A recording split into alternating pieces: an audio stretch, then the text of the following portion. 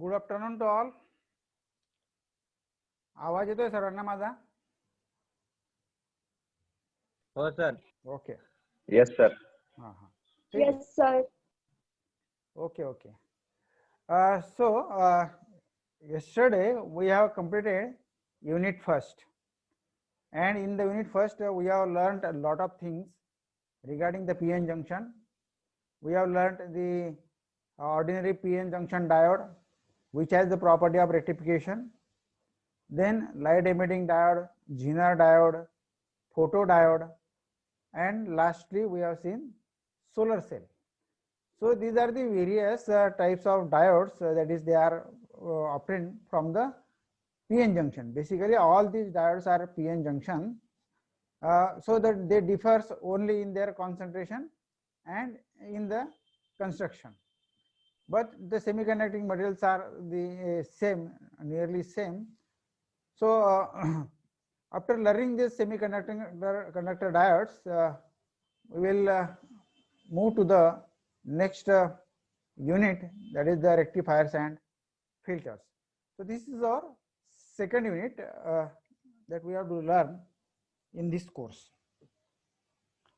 I will provide all the notes to you, and I hope there will be one test on unit 1 on Monday or Tuesday. We will keep a test on unit 1 on Monday or Tuesday in the next week. So you prepare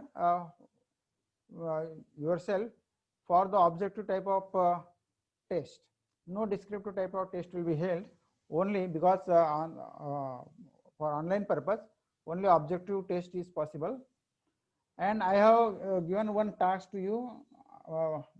Number of students now have submitted the homework, that is the applications of LED, but till many students have not submitted their homework. So please submit at the end of this week.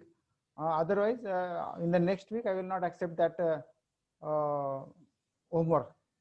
So in the next week we will have a test on the unit first, and you concentrate on the some assignments that I have given to all of you.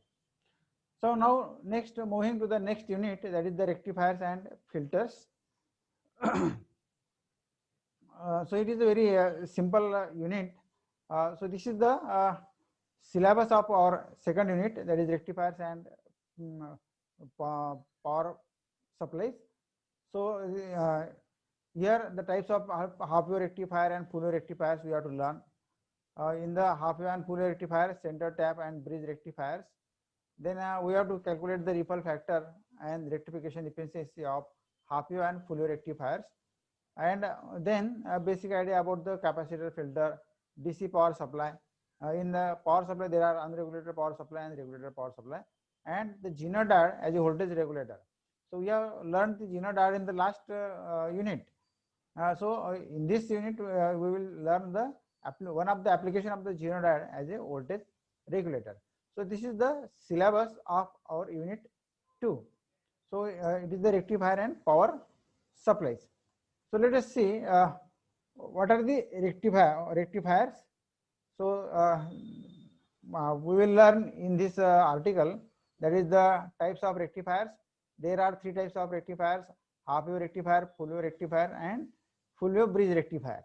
So these are the 3 types of rectifiers. And in this course we have to study the advantages and disadvantages of these rectifiers, that is these 3 types. Then we will compare these 3 rectifier circuits. We will also list some applications of the rectifier, and then we will learn what are the filters, what is the voltage regulation, and Zener diode as a voltage regulator. So these are the key points that we have to cover or we have to learn in this unit. So first let us see what are the rectifier. Before going to full half wave rectifier and full wave rectifier, first we will see what is the rectifier. What is rectifier? So rectifier is an electronic circuit or device that converts alternating current to the direct current. Most of the peoples here write alternating current and direct current, but it is true. So rectifier is an electrical device or circuit that converts alternating current to direct current. तर ह्या रेक्टिफायरचं काम काय आहे की जो आपला alternating current आहे किंवा अल्टरनेटिंग व्होल्टेज आहे त्याचं रूपांतर कशामध्ये करतो, it is in the direct current और direct voltage. That means it converts AC power into the DC power. In short, it converts AC power into the DC power. So the most appropriate definition of rectifier is, so rectifier is an electrical device that converts AC power into DC power. Remember, AC power to DC power conversion, it is called as the rectifier. And the process of converting AC power into the DC power, it is called as rectification. It is called as rectification. Or we can say, you can write like this also. You can say that the process of converting alternating current into direct current is called as the rectification. Or you can say that the process of converting alternating voltage into direct voltage, it is also called as the rectification. So alternating to DC to direct, alternating to DC, AC to DC conversion. Because me power हा शब्द का वापरला कारण power is the most important. Power शब्द हा more proper आहे. कारण आपण करंट घेतला तर करंट आणि व्होल्टेज सेपरेट आपण डिफाइन जर केले तर त्या ठिकाणी पॉवर मिसिंग होऊन जातं. तर आपल्याला काय पाहिजे की पॉवर माहिती पाहिजे. So alternating current product of current and voltage gives the power. कारण जिथे करंट आहे तिथे व्होल्टेज असलं पाहिजे, जिथे व्होल्टेज आहे तिथे करंट असलं पाहिजे, म्हणजेच त्या ठिकाणी काय असले पाहिजे, पॉवर असली पाहिजे. So AC power to the DC power, this is the most important thing here. So rectifier is a circuit or it is a device which converts AC power into the DC power. And the process of converting AC power into the DC power, it is called as the process of rectifier. It is called as the process of rectification. It is called as the process of rectification. Now in the unit 1 we have learned the ordinary diode. The property of the ordinary diode is it allows the flow of current in only one direction and it blocks the flow of current in opposite direction. So when the diode is forward biased, it conducts, that is current flows through it. And when the diode is reverse biased, it do not conduct, means no current flows through it. So that means the diode allows the flow of current in only one direction. And this property of the PN junction diode or ordinary diode is useful for rectification purpose, because rectification is to allow the flow of current in only one direction. DC means there is only one direction. AC means the direction is changing continuously, whether it is a current or voltage or we can say power. So the direction is changing continuously, म्हणून त्याला आपण AC म्हणतो. पण जिथे direction constant आहे, एकच direction आहे, त्याला काय म्हणायचं, DC. So the PN junction diode or ordinary diode allows the flow of current in only one direction, and therefore the ordinary diode is used as a rectifier. So the process of converting AC power to the DC power, it is called as the process of rectification. And the circuit which converts this AC power into the DC power, it is called as rectifier. So I think you have learnt half wave rectifier, full wave rectifier and bridge rectifier in the 12th standard also. तुम्ही 12वीला पण हे कुठेतरी learn केलं असं मला वाटतं. आपल्याला इथे रिपीट होतोय तो टॉपिक, फार काही विशेष नाही आहे. तर हाफ वेव रेक्टिफायर, फुल वेव रेक्टिफायर आणि फुल वेव ब्रिज रेक्टिफायर, म्हणजे आपल्याला रेक्टिफायर जो आहे, टाइप्स ऑफ रेक्टिफायर हे 3 आहेत, पण त्याच्यामध्ये हाफ वेव रेक्टिफायर एकच आहे आणि फुल वेव 2 आहेत. फुल वेव एक साधा फुल वेव रेक्टिफायर आहे आणि दुसरा आहे फुल वेव ब्रिज रेक्टिफायर. बरोबर. तर फुल वेव मध्ये आपण 2 टाइप बघणार आहेत, फुल वेव रेक्टिफायर आणि दुसरा आहे फुल वेव ब्रिज रेक्टिफायर, आणि एक आहे half wave rectifier. So let us see one by one half wave rectifier, full wave rectifier and bridge rectifier. Now what is the half wave rectifier?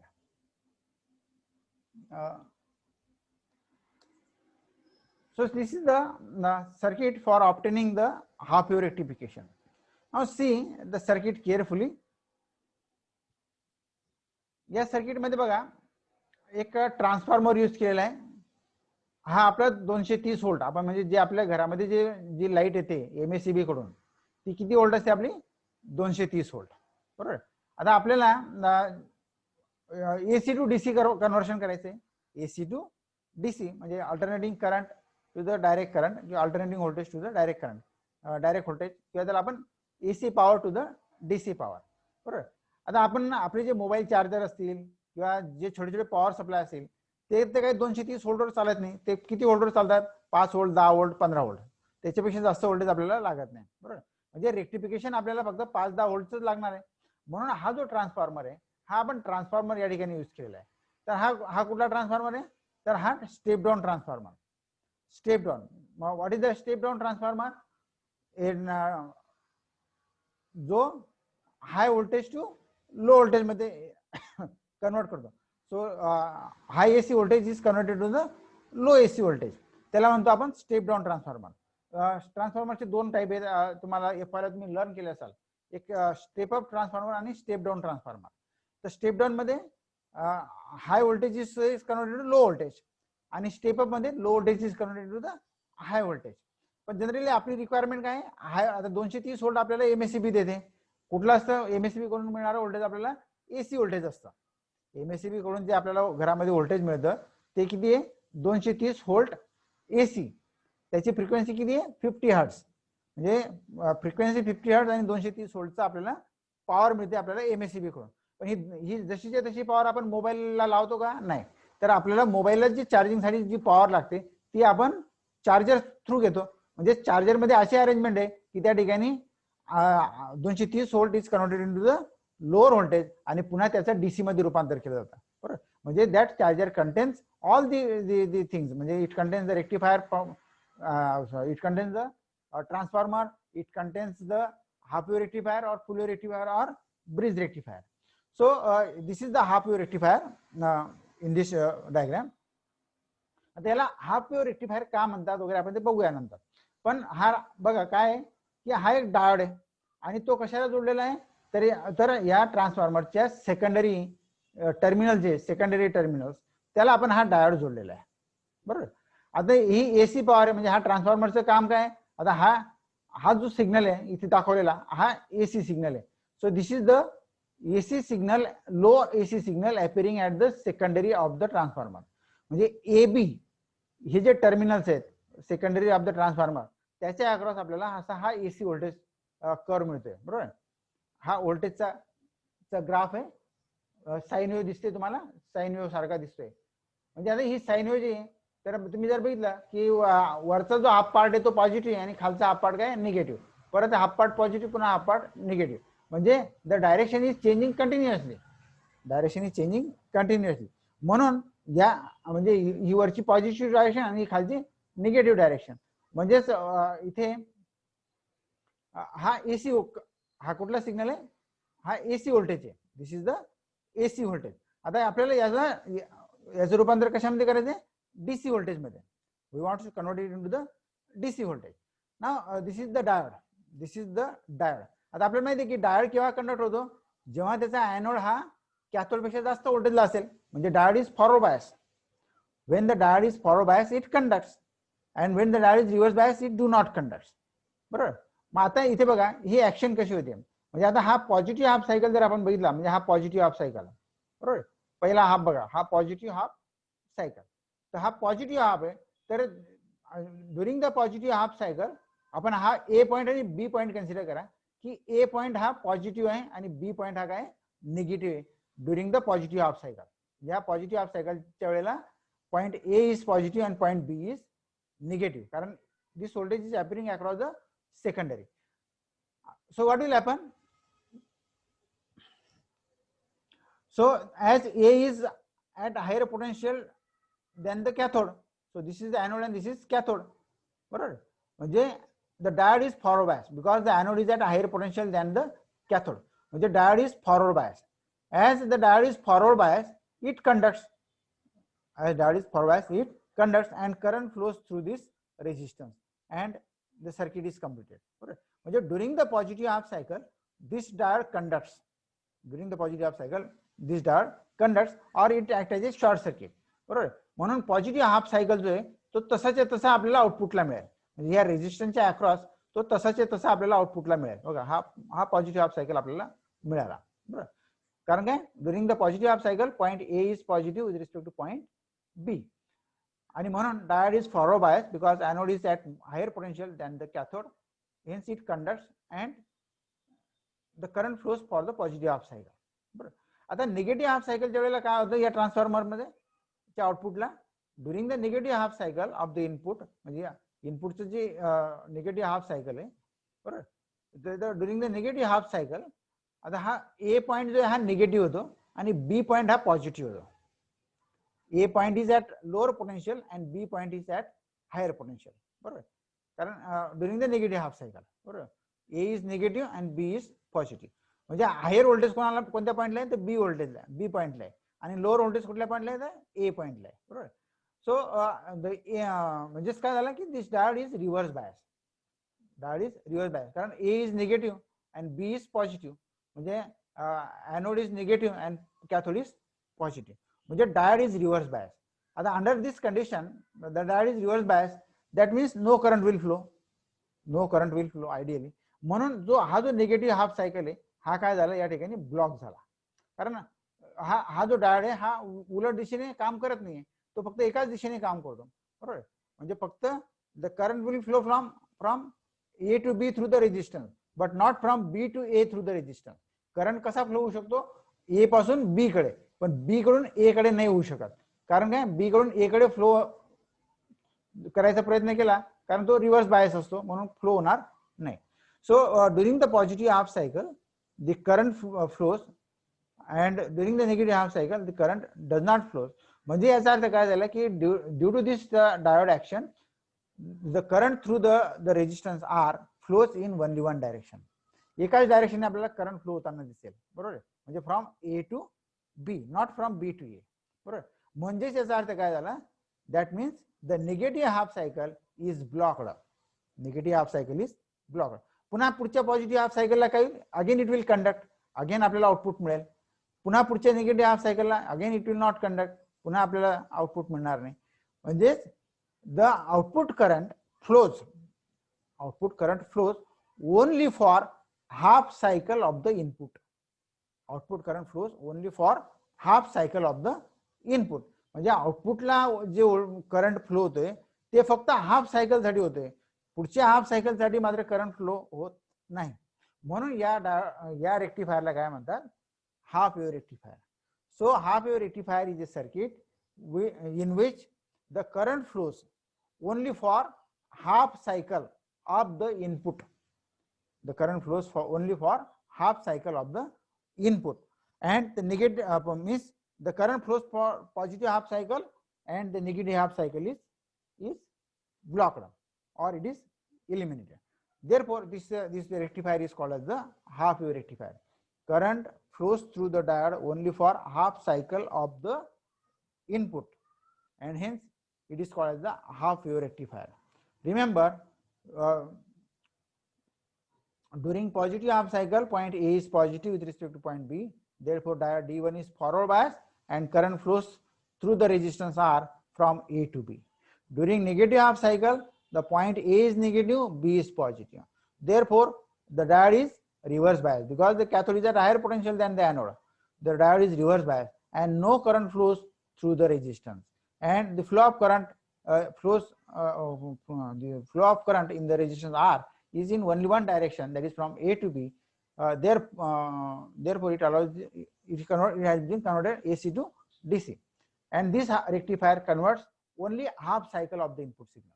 म्हणजे आपला जो half cycle आहे त्यालाच फक्त तो आउटपुटला देतोय, पुढचा हाफ सायकल मात्र तो काय करतोय, ब्लॉक करतोय. So the current flows for only half cycle of the input, hence it is called as half wave rectifier. ठीक आहे. आता आपण आता याच्यामध्ये ऍडव्हान्टेजेस काय आहेत, सर्किट मध्ये बघा आपल्याला काय रिक्वायरमेंट आहेत, रिक्वायर काय आहे, एक डायोड लागतो फक्त. डायोडची किंमत काय 2 रुपये बरोबर, एक डायोड लागतोय आणि एक ट्रान्सफॉर्मर लागतोय बरोबर. आता ट्रान्सफॉर्मरची किंमत किती असेल, 50 रुपयापासून तर 100 रुपयापर्यंत, म्हणजे 100 रुपयाचा एक ट्रान्सफॉर्मर आणि 2 रुपयाचा एक डायोड, हे एवढे कॉम्पोनंट मिळाले की आपल्याला हाफ वेव्ह रेक्टिफायर बनवता येतो. म्हणजेच it has a low cost, it has a low cost. आणि सर्किट बघा तुम्ही, सर्किट किती सिंपल आहे, सर्किट इज व्हेरी सिंपल. म्हणजे फक्त एक डायोड जोडायचा आहे आणि एक रेजिस्टन्स जोडायचा आहे, रेजिस्टन्स पण 50 पैशाला किंवा 1 रुपयाला मिळतो जास्तीत जास्त. तर आपल्याला हा काय लो कॉस्ट आणि सिंपल, त्याचा ऍडव्हान्टेज काय, the circuit of half wave rectifier is very simple and it is low cost. पण आता तुम्ही हे जे आउटपुट आहे बघा, हे जे आउटपुट आहे याला आपण डीसी आउटपुट म्हटलं. त्या ग्लास नाही खाट्यावर ते मंग्याला.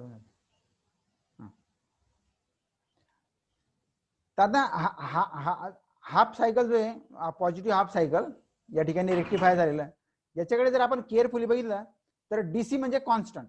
डीसी म्हणजे काय पाहिजे, एकदम कॉन्स्टंट पाहिजे, तो असा चढ उतार करणारा नको. पण इथे काय डीसी आहे पण एका डायरेक्शनने करंट फ्लो होतोय, पण तो असा कमी जास्त होणार आहे. काय कमी जास्त होणार आहे. आणि म्हणजेच याचा अर्थ काय झाला की या ठिकाणी एसी कॉम्पोनंट आहे. इट इज द, याला म्हणतात pulsating DC. This is called as pulsating DC. It is not a perfect DC. It is a pulsating DC. Though it is positive but it is a pulsating DC. बरोबर. म्हणजे the pulsating current in the output contains AC components. आता हे जे component आहे म्हणजे हा जो AC component आहे त्याची फ्रिक्वेन्सी आहे जी आहे ती आपल्या इनपुटची जी फ्रिक्वेन्सी असेल त्याच्या बरोबरची असते. म्हणून आपल्याला तो जो एसी कॉम्पोनंट आहे आपल्याला त्याला फिल्टर करावा लागेल. बरोबर. जसं पाण्यामध्ये काही अनवॉन्टेड गोष्टी आल्या तर आपण त्याला काय करतो, फिल्टर करतो. बरोबर.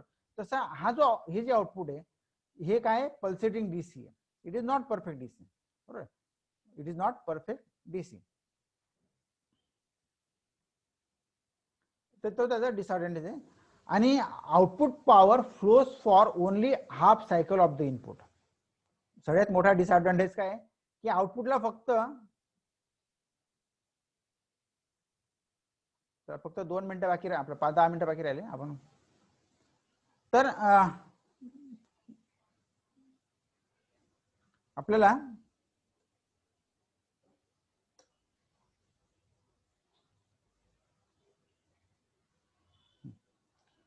तर जी पॉवर आहे पॉवर फक्त हाफ सायकल साठी मिळते आणि हाफ सायकल वाया जाते. बरोबर. कारण इनपुट कडनं आपल्याला दोघं सायकल मिळतात, पॉझिटिव्ह हाफ सायकल आणि निगेटिव्ह हाफ सायकल. पण आपल्याला पॉवर फक्त पॉझिटिव्ह हाफ सायकल साठी मिळते आणि निगेटिव्ह हाफ सायकल साठी मिळत नाही. म्हणजे याचा जो परफॉर्मन्स आहे म्हणजे पॉवर आउटपुटचे ते it is very low. The power output of this half wave rectifier is very low because the output current flows only for positive half cycle and output current does not flows for negative half cycle. म्हणून power of this half wave rectifier is very low. म्हणजे आपल्याला expected अशी power मिळत नाही, power फक्त half मिळते. कारण आपण इनपुटला दोघं देतोय, पॉझिटिव्ह आणि निगेटिव्ह हाफ सायकल सप्लाय करतोय. पण आउटपुटला फक्त आपल्याला पॉझिटिव्ह हाफ सायकल मिळते, निगेटिव्ह हाफ सायकल गायब होते, ते काय होते कट होते.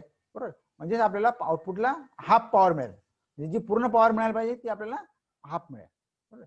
तर these are the two disadvantages associated with this half wave rectifier. आता आपण पुढचा रेक्टिफायर बघूया, फुल वेव्ह रेक्टिफायर. आता फुल वेव्ह रेक्टिफायर मध्ये सर्किट बघा सिंपल आहे. इथे पण ट्रान्सफॉर्मर वापरलेला आहे, मागच्या याच्यात पण ट्रान्सफॉर्मर वापरलेला होता आपण. बरोबर. The function of transformer is to convert high voltage to the low voltage किंवा low voltage to high voltage.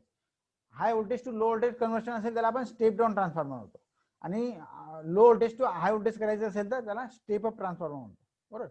आणि output of the transformer is always AC. ट्रान्सफॉर्मरचं आउटपुट कधीही डीसी नसतं. बऱ्याच वेळेला सांगतात की output of the transformer is AC or DC. तर output of the transformer is always AC.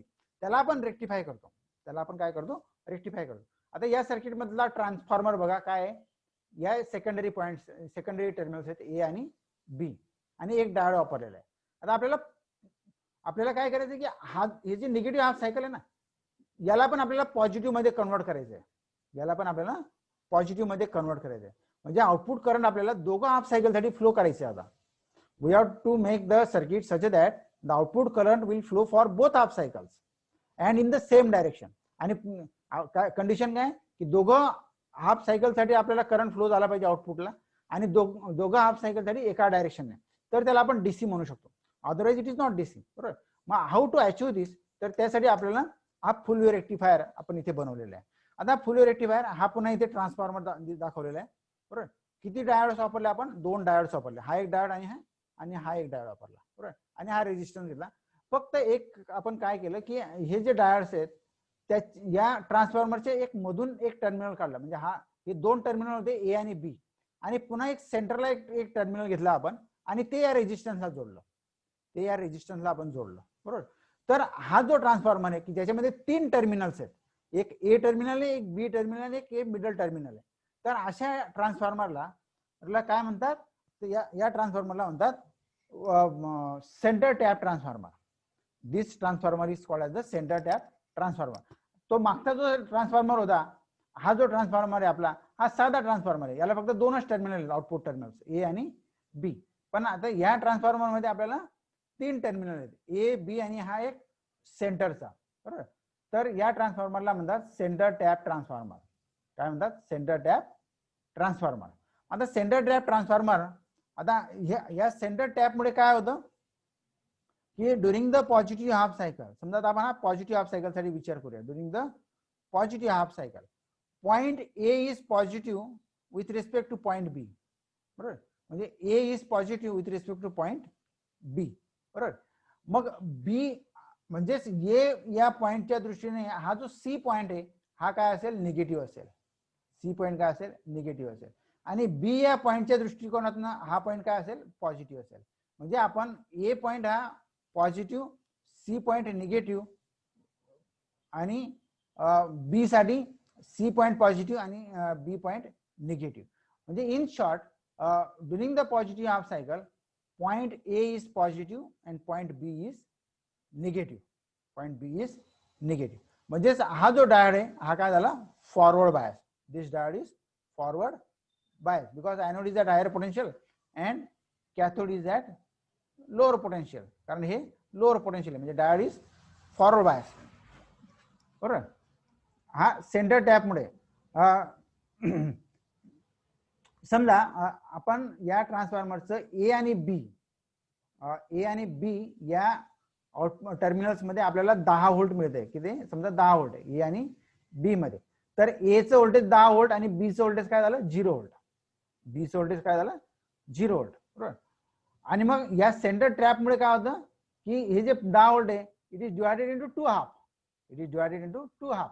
म्हणजे हे 5 व्होल्ट आणि हे 5 व्होल्ट. पण हे 5 व्होल्ट इकडे निगेटिव्ह आहे आणि हे इकडे पॉझिटिव्ह आहे, बरोबर. So during the positive half cycle point A is positive with respect to point B. आणि हा सी जो पॉइंट आहे ए च्या दृष्टीने निगेटिव्ह आहे आणि बी च्या दृष्टीने पॉझिटिव्ह आहे. म्हणून आपण इथे एक वरच्या बाजूला निगेटिव्हचा सिम्बॉल देऊया आणि इथे खालच्या बाजूला पॉझिटिव्हचा सिम्बॉल दिलेला आहे बघा. हा निगेटिव्ह आणि हा positive during the positive half cycle, बरोबर. म्हणजे हा आता वरच्या याच्यासाठी जर आपण विचार केला तर this is positive and this is negative. Means diode D1 starts conducting. It is forward bias and the current flows through the resistance R. So during the positive half cycle point A is positive and point B is negative.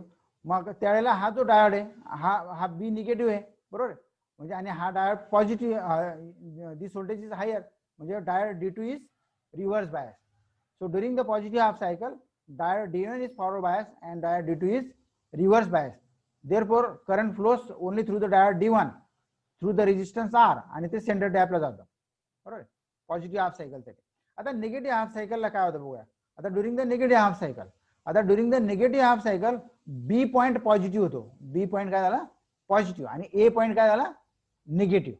म्हणजे बरोबर, म्हणजे बी point positive झाला तर त्याच्या दृष्टीने हा point negative आणि वरचा पॉइंट पॉझिटिव्ह, बरोबर. आणि याचा हा पॉइंट निगेटिव्ह आहे. So negative positive, negative positive म्हणजे उलट पोलॅरिटी होती, बरोबर. So during the negative half cycle B point हा काय झाला, पॉझिटिव्ह झाला आपला. It is at higher potential.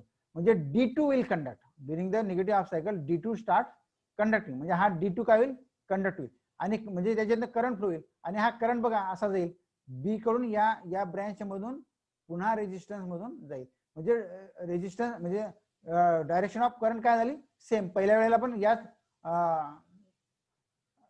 या पॉइंट कडून गेला होता, एम टू एन कडे करंट फ्लो होता. आता पण एम टू एन कडे. म्हणजे during the negative half cycle diode D2 is forward bias and diode D1 is reverse bias. But the current through the resistance flows in the same direction. म्हणजे पुन्हा त्याच डायरेक्शनने current flow होतोय. म्हणून आपल्याला positive half negative half सायकलला सुद्धा आपल्याला positive half cycle मिळते, बरोबर. पुन्हा पुढच्या पॉझिटिव्ह हाफ सायकलला A is positive, B is negative, D1 will conduct and D2 will not conduct. म्हणजे आपल्याला हाफ फुल आपल्याला पॉझिटिव्ह हाफ सायकलसाठी करंट मिळेल. निगेटिव्ह हाफ सायकलसाठी पुन्हा D2 कंडक्ट होईल, D1 ऑफ होईल आणि आपल्याला एकाच डायरेक्शनने करंट फ्लो होताना दिसेल. बरोबर. म्हणजे आपल्याला आता ह्या रेक्टिफायर मध्ये बघा output current is flowing for both in half cycles. Positive half cycle साठी पण आउटपुट करंट फ्लो होतोय आणि निगेटिव्ह हाफ सायकल साठी पण आउटपुट करंट फ्लो होते. बरोबर. आणि दोघा हाफ सायकल साठी current is flowing in the same direction.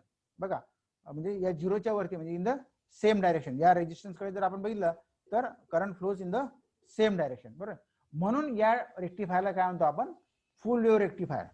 So in full wave rectifier the output current flows in full wave rectifier the output current flows for both half input cycles. For both half input cycle म्हणजे output current जे ते इनपुटच्या दोघं सायकलसाठी flow होतो. म्हणून याला म्हणतो आपण फुल वेव्ह रेक्टिफायर. काय म्हणतो आपण, full wave rectifier. Now the time is over. एकच मिनिट बाकी राहिला. कोणाला काही शंका असेल तर विचारा. लेक्चर क्लोज होते.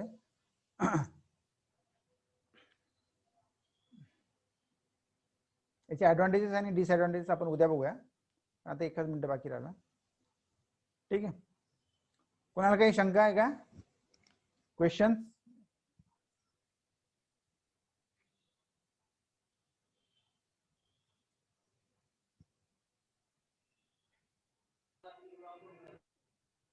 Do you have any questions?